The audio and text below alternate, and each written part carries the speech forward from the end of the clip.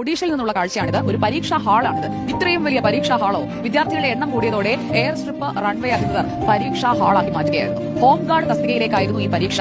187 ഒഴിവുകളുണ്ടായിരുന്നു. അപേക്ഷ വന്നത് 8000 എണ്ണം. 5ാം തരമായിരുന്നു അടിസ്ഥാന യോഗ്യത, 5ാം ക്ലാസ്. അപ്പോൾ അത്രയധികം ആളുകൾ എത്തി പരീക്ഷയ്ക്കായിട്ട് വന്ന് നിരന്നിരിക്കുന്നു. ആദിപാലോട് നമുക്കപ്പം ആദിപാലോട് വെറൈറ്റി വേണം എന്ന് പറഞ്ഞപ്പോൾ ഈ വെറൈറ്റി ഇത്തിരി കൂടിപ്പോയോ എന്നൊരു സംശയം.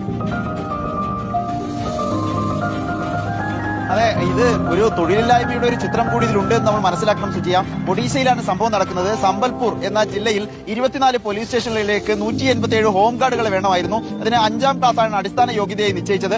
അതിന് അപേക്ഷ ക്ഷണിച്ച് പ്രതീക്ഷിച്ചതിലപ്പുറം ഇരട്ടിയോ അതിലപ്പുറം ഒക്കെ അപേക്ഷകർ വന്നപ്പോൾ ഈ അധികൃതർ തന്നെ കുടുങ്ങിപ്പോയി എന്നുള്ളതാണ് മനസ്സിലാക്കാൻ സാധിക്കുന്നത്. 8000 അപേക്ഷകളാണ് വന്നത്. ഇതിൽ തന്നെ ഈ 5ാം ക്ലാസ്സാണ് യോഗ്യതയെങ്കിലും കൂടുതലും വന്നത് +2 പാസ്സായവരും ബിരുദം നേടിയവരും ഒക്കെയാണ് എന്നാണ് അവിടെയുള്ള പ്രാദേശിക മാധ്യമങ്ങൾ റിപ്പോർട്ട് ചെയ്യുന്നത്. ഇങ്ങനെ വന്നപ്പോൾ ഈ ചില സ്കൂളുകളോ ഏതെങ്കിലും കോളേജുകളോ എടുത്താൽ പോലും ഈ പരീക്ഷ നടത്താൻ കഴിയില്ല എന്ന സാഹചര്യം വന്നപ്പോഴാണ് അവിടെയുള്ള എയർ സ്ട്രിപ്പിലെ റൺവേയിലേക്ക് പരീക്ഷ നടത്താം. അങ്ങനെ അവർ ചമ്രം പടഞ്ഞിരിക്കുന്നു. കയ്യിലൊരു ബോർഡും പരീക്ഷാ പേപ്പറും കൊടുക്കുന്നു. 90 മിനിറ്റാണ് പരീക്ഷ, അതായത് 1.5 മണിക്കൂർ പരീക്ഷയാണ്. 50 മാർക്കിന്റെ 2 പേപ്പറുകൾ, അതാണ് പരീക്ഷ ഏർപ്പെടുത്തിയിരുന്നത്. ഏതായാലും ഇനി പരീക്ഷ പാസ്സായവർക്കായി പ്രത്യേക ശാരീരിക ക്ഷമതാ പരീക്ഷ കൂടി ഉണ്ടാവും. അത് കഴിഞ്ഞ് മാത്രമേ ഈ 187 ഒഴിവുകളിലേക്ക് ആളുകളെ നിയമിക്കൂ എന്നാണ് അറിയാൻ കഴിയുന്നത്.